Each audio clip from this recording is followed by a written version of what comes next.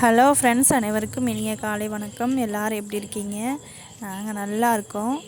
இன்றைக்கி என்ன பார்க்க போகிறோம் அப்படின்னு பார்த்தீங்கன்னா, இன்றைக்கி சனிக்கிழமை ஃபுல் டே என்னோடய வேலை எப்படி இருக்கும். மேக்ஸிமம் எல்லா நாளுமே இப்படி தான் போகும். அதை இன்றைக்கி ஃபுல் டே விலாகாக போடுறேன். பிடிச்சிருந்தா பாருங்கள், பிடிக்கலன்னா ஸ்கிப் பண்ணிக்கோங்க. ஓகே ஃப்ரெண்ட்ஸ், வாங்க வீடியோக்குள்ளே போகலாம். மேக்ஸிமம் இல்லை, எப்போவுமே சனிக்கிழமை ஆனால் நான் சங்கு கோலம் தான் போடுவேன். இது வாசல் குட்டியாக தான் இருக்கும். அப்போ சிமெண்ட்டெல்லாம் இல்லை. நாங்கள் வந்த புதுசில், நாங்கள் 5 வருஷம் ஆயிடுச்சு. நாங்கள் வந்த புதுசில் சிமெண்ட்டெல்லாம் அவங்க போடலை, சும்மா மண் தரையாக தான் இருந்துச்சு. அதில் தான் நான் தண்ணியெலாம் தெளித்து கோலம் போடுவேன். இப்போ பக்கத்தில் வீடு கட்டினாங்க. அவங்கக்கிட்ட கொஞ்சம் கேட்டு சிமெண்ட்டு மிச்சம் இருக்கிறத கொஞ்சம் வாங்கி போட்டு கொஞ்சம் சின்ன கோலம் போடலாம். முதல்ல மண் தரையாக இருக்கும்போது நல்லா பெருசாக போடுவேன். இப்போ சரி ஓகே அப்படின்றனால குட்டி குட்டியாக தான் போடுறேன். சூப்பராக கோலம் போடுவேனாலாம் அப்படிலாம் கிடையாது. ஓரளவு ரொம்ப மோசமாகவும் போட மாட்டேன், ஓரளவு கொஞ்சம் நல்லா போடுவேன். அதே மாதிரி எதுலேயும் பார்த்தெல்லாம் நான் போட மாட்டேன். அந்த புள்ளி வைக்கும்போது கூட என் மனசில் என்ன தோணுதோ, புள்ளியெல்லாம் வச்சுட்டு என்ன மனசில் தோணுதோ அதைத்தான் நான் போடுவேன். மேக்ஸிமம் 5 புள்ளி 7 புள்ளி அந்த மாதிரி தான் வைப்பேன். ஆனால் சனிக்கிழமை யோசிக்கவே மாட்டேன், எப்போவுமே சங்கு கோலம் தான். அதே மாதிரி வெள்ளிக்கிழமை செவ்வாய்க்கிழமை அப்படின்னா ஸ்டார் கோலம், விளக்கு கோலம் அந்த மாதிரி போடுவேன். மற்றபடி 5 புள்ளி 7 புள்ளி வைப்பேன். வச்சுட்டு வச்சதுக்கப்புறம் எனக்கு என்ன மனசில் தோணுதோ அதைத்தான் போடுவேன். முன்னாடியே பார்த்துட்டு போடுற பழக்கம்லாம் கிடையாது. ஒருவேளை அப்படி என்றைக்காவது ஒரு நாள் பார்த்துட்டு வந்தாலும் வாசலுக்கு வந்தோன்னே மறந்துடுவேன். அதுக்கப்புறம் என் மனசில் என்ன தோணுதோ அதைத்தான் நான் போடுவேன். அதே மாதிரி தான் இன்றைக்கி என் மனசில் என்ன தோணுச்சோ அதை தான் நான் போட்டேன். ஒரு சில நேரம் சங்குக்கு கீழே தாமரை போடுவேன். ஒரு சில நேரம் இந்த சைடில் இந்த ரிப்பன் மாதிரி இருக்கிற மாதிரி போடுவேன். இன்றைக்கி இந்த அன்னப்பறவை மாதிரி போடணுன்னு தோணுச்சு. அந்த சங்கு போட்டுக்கிட்டு இருக்கையிலேயே தோணுச்சு, அதனால தான் நான் போட்டேன். பார்த்துட்டு வந்தெல்லாம் நான் போடலை. இன்றைக்கி ஸ்கூல் லீவ் அப்படிங்கிறதுனால இன்றைக்கி 6:30 மணிக்கு தான் ஸ்டார்ட் ஆச்சு டே. இல்லைன்னா கரெக்டாக 6 மணி, இல்லைன்னா 5:55 அந்த மாதிரி ஸ்டார்ட் ஆயிரும். அது மட்டும் இல்லாமல் நைட்டு பாத்திரம்லாம் கொஞ்சம் விளக்கி காய வச்சுட்டு போயிருந்தேன். அது எல்லாத்தையும் எடுத்து உள்ளே வச்சிட்ருந்தேன். மறுபடியும் இன்றைக்கி இப்போ செய்கிற வேலைக்கு உண்டான பாத்திரம்லாம் வரும், அதை மறுபடியும் எடுத்து விளக்கி வைக்கணும் இல்லையா.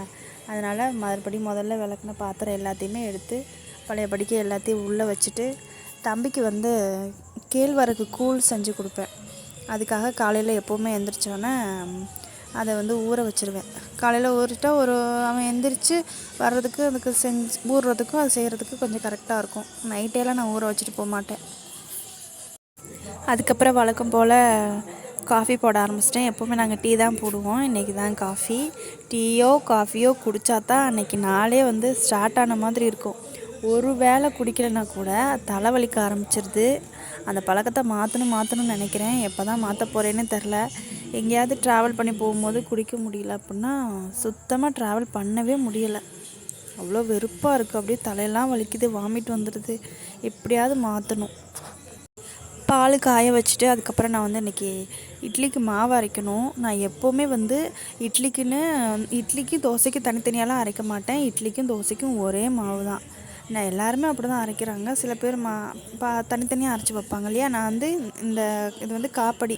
இதில் 4 போட்டேன். அந்த பச்சரிசி கொஞ்சோண்டு, அப்போ 4.5 படி. அப்போனா 4 படினா பெரிய படியில் 1 படி அளவு. நான் எப்போவுமே ரேஷன் அரிசி தான். இட்லி தோசைக்குன்னு கடையில் அரிசி வாங்கினதே கிடையாது. உளுந்து வாங்குறது மட்டும்தான். இது நல்லா அலசிடணும். இட்லி நல்லா பஞ்சுன்னு வரும். நான் இப்போ அரைக்கிறது நைட்டு இட்லி ஊற்றுவேன். அதை நான் உங்களுக்கு வீடியோ எடுத்து போடுறேன். அவ்வளோ சாஃப்டாக வரும். இது நல்லா கழுவிடணும். எவ்வளோ முடியுமோ அவ்வளோ கழுவிடணும். நல்லா கிளாஸில் ஊறுற தண்ணியில் நல்லா அரிசி நல்லா கண்ணாடி தண்ணி மாதிரி இருக்கணும். அந்தளவுக்கு நல்லா கழுவி ஊற வச்சாச்சு. அதுக்கப்புறம் உளுந்து நான் அதில் ஒரு டம்ளர் இருக்குது. அதில் ஒரு 1.5 டம்ளர் போட்டு அதையும் நல்லா கழுவிட்டு நான் கொஞ்சம் வெந்தயம் போட்டு அதையும் ஊற வச்சு எடுத்து வச்சாச்சு. இது ஒரு 2 மணி நேரம் 3 மணி நேரம் ஊறுனா அதுக்கப்புறம் அரைச்சிக்கலாம். அப்படியே வந்து வீட்டை கூட்டலான்னு கூட்டிகிட்டு இருந்தேன். அப்புறம் திடீர்னு வீட்டுக்கு கூட்டிகிட்டு இருக்கையிலே வந்து எங்களுக்கு ரெகுலராக வந்து டெய்லி பழம் கொண்டு வருவாங்க. இங்கே நாங்கள் இருக்கிற வீட்டில் வந்து எல்லாமே வந்து கொடுத்துருவாங்க. பழம், அப்பளம், காய்கறி, முட்டை, மீன், நண்டு எல்லாமே வந்துடும். இவங்க வந்து டெய்லி வந்து பழம் கொண்டு வந்துடுவாங்க. இவங்ககிட்ட தான் நாங்கள் எல்லா பழமும் வாங்குவோம். அதே மாதிரி நாங்கள் இன்றைக்கி நவாப்பழம் வாங்கினோம். 1 கிலோ வாங்கினோம். நல்லாயிருக்கும், எல்லா பழமுமே ஃப்ரெஷ்ஷாக இருக்கும். கூட கொடுப்பாங்க, நல்லா பேசுவாங்க. அப்படியே பழமும் வாங்கிட்டு அப்படியே காஃபியும் குடித்தாச்சு. காஃபி குடிச்சிட்டு தான் நீ அடுத்து வேலை நிறையா இருக்குது. திடீர்னு தம்பி எந்திரிச்சிருவான். அவன் எந்திரிச்சிட்டான்னா நம்ம நினச்சி பிளான் பண்ணிக்கிட்டு இருக்க வேலை வந்து அது அப்படியே ஸ்டாப் ஆகி போய்கிட்டே இருக்கும். ஏன்னா அவனையும் பார்க்கணும் இல்லையா? அதனால் அவன் எந்திரிக்கிறதுக்குள்ளே காஃபியை குடிச்சிடலாம். எப்போவுமே நான் வந்து இப்போல்லாம் மேக்ஸிமம் வந்து நான் அவ்வளோ சூடாக கொதிக்க குடிப்பேன். ஆனால் வந்து இப்போல்லாம் வந்து ஆறி போய் தான் குடிக்கிறாப்புல இருக்குது. சரி, இன்றைக்காவது சூடாக குடிக்கலாமேன்னு குடித்தாச்சு. குடிச்சிட்டு அப்படியே வந்து இன்றைக்கி பிரேக்ஃபாஸ்ட்டுக்கு வந்து மாவு இல்லை அப்படிங்கிறதுனால சரி வெண்பொங்கல் வச்சிடலாம் அப்படின்னு அதுக்கு தான் வந்து சாம்பாருக்கு தான் வந்து இது வச்சிட்ருக்கேன். அப்படியே தேங்காய் சட்னியும் ரெடி பண்ணியாச்சு. அதுக்கப்புறம் தம்பி எந்திரிச்சிட்டான். அப்புறம் சரி ஓகே அவனுக்கும் அந்த கூழ் செஞ்சிடலாம் அப்படின்னு அப்படியே கேழ்வரகு அரைச்சிட்டு அதில் உள்ள பாலை மட்டும் அப்படியே ஃபில்ட்ரு பண்ணி எடுத்துகிட்டு இந்த அளவு தான் வரும். இந்த அளவு இருந்தால் கரெக்டாக இருக்கும். இதில் வந்து ஒரு பிஞ்ச் லைட்டாக உப்பு, அப்புறம் அது கொஞ்சம் பால் ஊற்றி அதில் லைட்டாக சர்க்கரை போட்டு நான் வந்து பனங்கற்கண்டு போட்டிருக்கேன். போட்டு நல்லா கூழ் மாதிரி கிண்டிட்டு அவ்வளோதான் முடிஞ்சு. இதுதான் வந்து டெய்லி வந்து தம்பி காலையில் தான் சாப்பிடுவேன். இது வந்து வெறுப்பான அடி பிடிக்கும். அதனால் கொஞ்சம் சிம்மில் தான் வச்சு லோ ஃப்ளேமில் வச்சு ஸ்லோவாக தான் கிட்டணும், பொறுமையாக தான் கிட்டணும். நம்ம அவசரத்துக்குலாம் அதை வந்து செய்ய முடியாது. அப்படியே வந்து பொங்கலுக்கு சாம்பார் ரெடி பண்ணியாச்சு, தேங்காய் சட்னி ரெடி பண்ணியாச்சு. கையோடு அதுக்கப்புறம் பொங்கலையும் வச்சுட்டு நாங்கள் அதான் சாப்பிட்டோம். இதுதான் எங்களுக்கு பிரேக்ஃபாஸ்ட். அதுக்கப்புறம் சாப்பிட்டுட்டு கொஞ்சம் கூட உட்கார டைமே இல்லை. மறுபடியும் எனக்கு வேலை ஆரம்பிச்சிருச்சு. அதுக்கப்புறம் ஊற வச்ச அரிசி எல்லாத்தையும் ஆட்டி எடுக்கணும் இல்லையா? அதுக்கப்புறம் மதியத்துக்கு சமைக்கணும். அதனால் மறுபடியும் கொஞ்சம் கூட ரெஸ்ட்டே இல்லாமல் மறுபடியும் ஆரம்பிச்சிட்டேன். இந்த 20 நிமிஷம் வீடியோவில் என் மனசில் என்ன தோணுதோ அதைத்தான் நான் பேசுகிறேன். நான் யோசிச்சுட்டு வந்தெல்லாம் பேசலை. ஸோ அதனால் 20 நிமிஷம் அப்படிங்கிறதுனால போர் அடிச்சிச்சின்னா என்னை மன்னிச்சிடுங்க.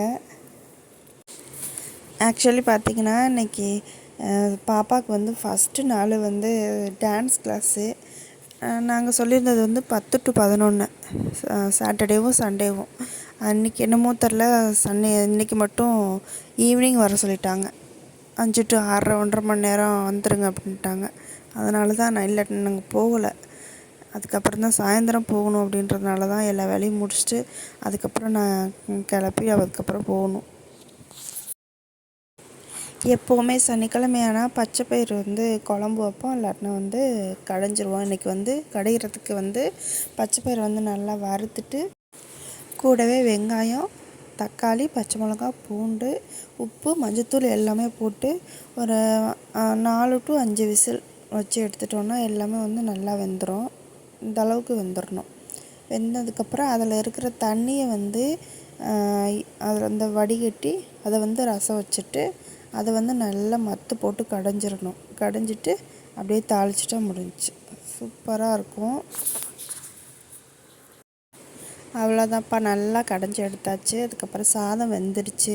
நான் எப்போவுமே வந்து சாதம் வந்து குக்கரில் வைக்கவே மாட்டேன். ஏதாவது ரொம்ப அர்ஜெண்ட்டு அந்த மாதிரினா மட்டும்தான் குக்கரில் வைப்பேன். மற்றபடி பாப்பாவுக்கு காலையில் கொடுத்து விட்றதும் சரி, எங்களுக்கு செய்கிறதும் சரி, எல்லாமே வந்து இந்த குட்டி பாத்திரம் இருக்குல்ல இதில் தான் வைப்பேன். இதில் வச்சா எங்களுக்கு கரெக்டாக இருக்கும். அதுக்கப்புறம் மறுபடியும் சொரக்காய் வந்து பொரியல் பண்ணிடலாம் அப்படின்னு அதை தான் வந்து தோல் சீவிட்டுருக்கேன். கையோடு அங்கிட்டு மாவும் போட்டு விட்டுட்டேன். அதையும் பார்த்துக்கிட்டே இதையும் தோல் சீவிட்டு இது பண்ணிகிட்டு இருந்தேன். இடையில தம்பி வேறு அழுதுகிட்டே இருந்தான். அவன் கூட கொஞ்சம் நேரம் போய் விளையாண்டுட்டு அவன் கூட பார்த்துக்கிட்டு இன்றைக்கி வந்து என்னென்னா இன்றைக்கி சாட்டர்டே அப்படிங்கிறதுனால பாப்பா கூட இருக்கிறோம் கொஞ்சம். அதனால தான் கொஞ்சம் ஓரளவு பரவாயில்ல, ஃப்ரீயாக வேலை செய்ய முடியுது. அவ்வளோதான்ப்பா, அப்படியே கையோட மாவு அள்ளியாச்சு. இது வந்து நல்லா அரைக்குது. ஆனால் என்னென்னு தெரில, அந்த உளுந்து மட்டும் சைடில் கொஞ்சோண்டு நிற்கிது. அதனால் ஃபஸ்ட்டு கொஞ்சம் அள்ளிட்டு அதுக்கப்புறம் சைடில் இருக்கிறத வந்து மறுபடியும் கொஞ்சம் நேரம் ஒரு 2 நிமிஷம் ஆட்டினா தான் அதுவும் அரைக்குது. அது எதனாலேன்னு எனக்கு தெரியலை. ஆனால் ஃபாஸ்ட்டாக அரைச்சிருது. நான் என்னோடய கல்யாணத்துக்கு வாங்கினது 5 வருஷமாக இதில் தான் 6 வருஷமாக இதில் தான் அரைக்கிறேன். நல்லா அரைக்குது. அந்த ஒரு ப்ராப்ளம் மட்டும்தான் இருக்குது. இது வந்து ஃபுல் அண்ட் ஃபுல் ரேஷன் அரிசி தான். நான் கடை அரிசிலாம் போடுறதே இல்லை, வாங்குறதும் இல்லை. ரேஷன் அரிசி மட்டும் நல்லா கழுவிட்டு ஊற வச்சுட்டு அரைச்சோன்னா இட்லி அவ்வளோ சாஃப்டாக வருது. ஓகேப்பா, அவ்வளோதான். கையோடு வந்து பச்சைப்பயிறு வந்து தாளித்து வச்சுட்டு ரசம் வந்து ரெடி பண்ணிவிட்டேன். ரசத்தில் வந்து அந்த தண்ணி இருத்ததில் வந்து தக்காளி நறுக்கி போட்டிருந்தேன் இல்லையா, அதை வந்து நல்லா இது பண்ணிவிட்டு கொஞ்சம் நல்லா கையாலேயே நல்லா இது பண்ணி விட்டுருந்தேன், மசிச்சு விட்டுட்டு அதுக்கப்புறம் வந்து நான் வந்து மிக்சியில் அரைச்சி தான் வந்து ரசம் வைப்பேன். அதுக்கு வந்து நான் என்னென்ன போட்டேன்னா 2 சின்ன வெங்காயம் ஒரு 2 3, அது போக கொஞ்சம் 2 பச்சை மிளகாய், கொஞ்சம் ஜீரகம், கொஞ்சம் மிளகு, அது மட்டும் இல்லாமல் கொஞ்சம் கொத்தமல்லி, 2 கருவேப்பிலை, அவ்வளோதான். அதை வந்து நல்லா கொரகொரப்பாக அரைச்சி எடுத்துக்கிட்டு லாஸ்ட்டு ஒரு சுத்துக்கு வந்து பூண்டு போட்டு லைட்டாக ஒரு சுத்து மட்டும் விட்டு எடுத்தால் போதும். நான் இப்படி தான் வந்து அரைச்சி வைக்கிறேன். அவ்வளோதான். இதில் வந்து லாஸ்ட்டாக 2 3 பூண்டு போட்டு ஒரு சுத்து, அவ்வளோதான். நமக்கு எந்த அளவுக்கு ரசம் வேணுமோ அந்த அளவுக்கு தண்ணி ஊற்றி லைட்டாக மஞ்சத்தூள் போட்டால் முடிஞ்சு. உப்பு மட்டும் நான் இறக்குனதுக்கப்புறம் தான் போடுவேன். அது என்னமோ தெரில, அம்மா சொல்லியிருக்காங்க ரசத்துக்கு மட்டும் உப்பு இறக்குனதுக்கப்புறம் தான் போடணும் அப்படின்னு.